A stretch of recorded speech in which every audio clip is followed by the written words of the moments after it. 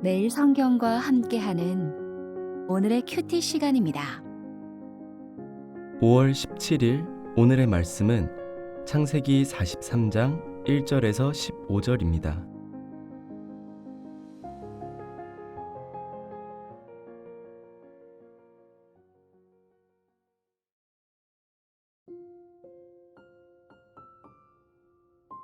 그 땅에 기근이 심하고 그들이 애굽에서 가져온 곡식을 다 먹으매 그 아버지가 그들에게 이르되 다시 가서 우리를 위하여 양식을 조금 사오라.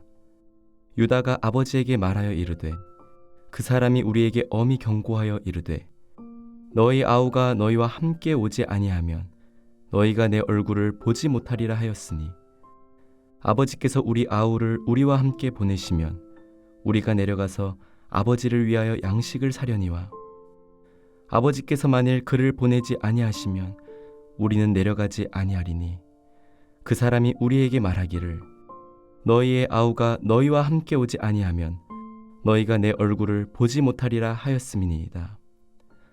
이스라엘이 이르되 너희가 어찌하여 너희에게 또 다른 아우가 있다고 그 사람에게 말하여 나를 괴롭게 하였느냐.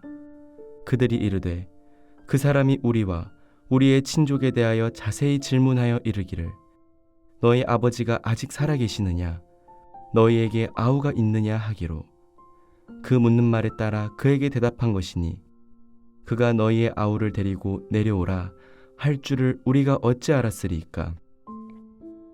유다가 그의 아버지 이스라엘에게 이르되 저 아이를 나와 함께 보내시면 우리가 곧 가리니 그러면 우리와 아버지와 우리 어린아이들이 다 살고 죽지 아니하리이다.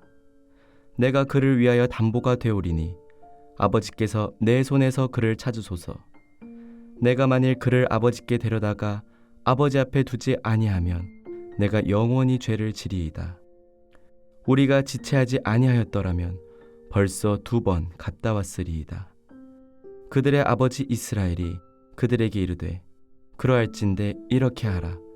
너희는 이 땅의 아름다운 소산을 그릇에 담아가지고 내려가서 그 사람에게 예물로 드릴지니 곧 유향 조금과 꿀 조금과 향품과 몰약과 유향나무 열매와 감복숭아이니라. 너희 손에 갑절의 돈을 가지고 너희 자루 아귀에 도로 넣어져 있던 그 돈을 다시 가지고 가라. 혹 잘못이 있었을까 두렵도다. 내 아우도 데리고 떠나 다시 그 사람에게로 가라. 전능하신 하나님께서 그 사람 앞에서 너희에게 은혜를 베푸사 그 사람으로 너희 다른 형제와 베냐민을 돌려보내게 하시기를 원하노라. 내가 자식을 잃게 되면 이르리로다. 그 형제들이 예물을 마련하고 갑절의 돈을 자기들의 손에 가지고 베냐민을 데리고 애굽에 내려가서 요셉 앞에 서니라.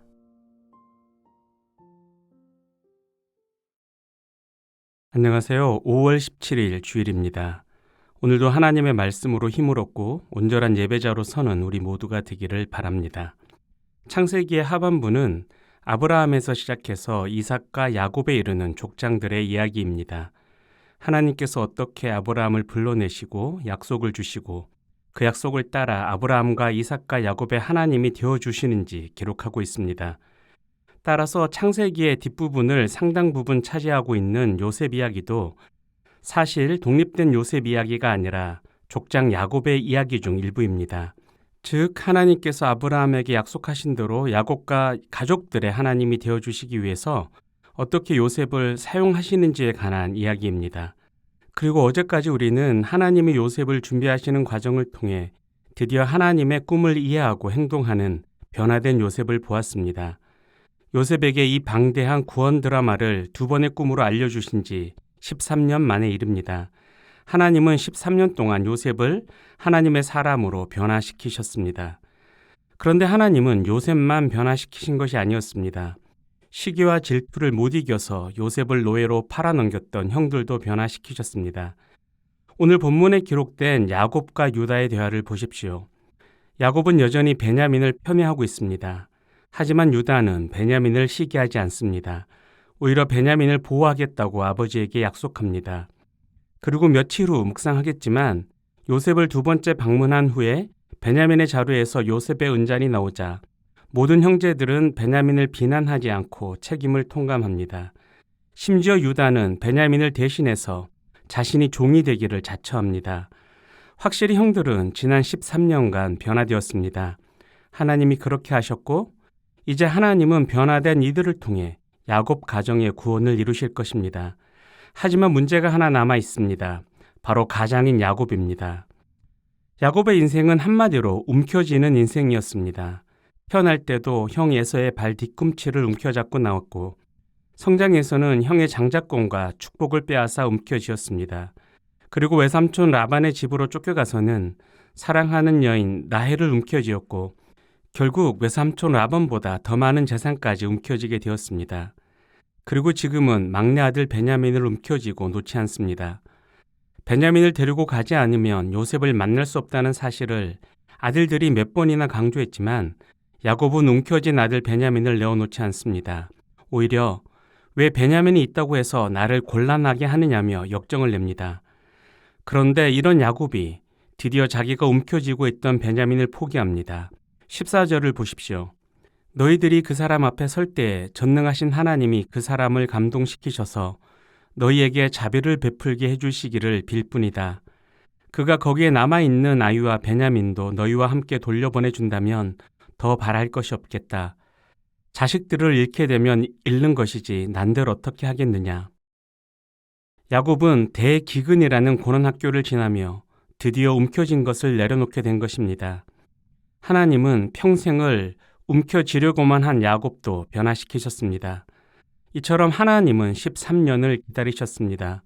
13년간 요셉을 변화시키시고 형들을 변화시키셨습니다. 그리고 무엇보다 야곱 한 사람의 손을 펴게 하시려고 그 긴 세월을 인내하셨습니다. 그리고 변화된 요셉, 형들, 야곱을 통해 당신의 구원 계획을 실현하십니다.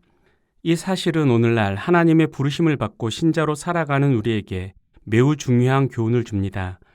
하나님께서 13년 동안이나 야곱과 그의 아들들에게 집중하시고 그들의 변화를 일궈내셨던 것처럼 하나님은 우리에게도 집중하시고 인내하십니다. 하나님의 인내는 결국 우리도 하나님의 사람으로 변화시키실 것입니다. 그러므로 혹시 하나님의 13년 고난학교를 지나고 계신 분이 있다면 나를 변화시켜 가시는 하나님의 손길을 기억하고 인내하시면 좋겠습니다. 그럴 때 이 땅에 존재하는 많은 신앙 공동체들이 회복되고 건강해져서 하나님 나라를 살아내고 드러내는 역사가 일어날 것입니다. 기도하겠습니다. 하나님, 우리의 변화를 위해 긴 세월 인내하시는 하나님의 손길을 신뢰하게 해주세요. 그래서 우리가 고단한 13년의 연단을 받더라도 불평하지 않고 인내하게 하시고 우리의 변화를 통해 가정과 공동체가 회복되는 은혜를 경험하게 해주세요. 예수님의 이름으로 기도합니다. 아멘.